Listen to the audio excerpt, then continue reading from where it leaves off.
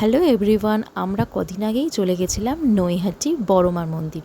দেখুন, প্রথমেই নৈহাটি লোকাল ধরে আমরা পৌঁছে গেছিলাম। ট্রেনটা মোটামুটি ফাঁকাই ছিল, অ্যাটলিস্ট বসার জায়গা পেয়ে গেছি আমরা সবাই।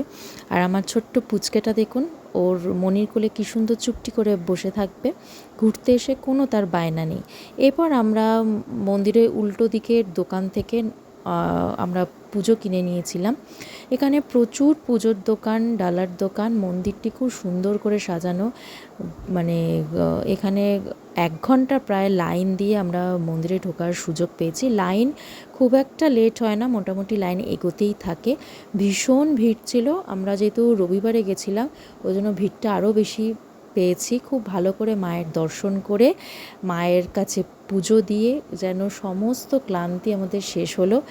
আর আমার এই ব্লগটি ভালো লাগলে লাইক করুন, শেয়ার করুন, চ্যানেলটি সাবস্ক্রাইব করুন।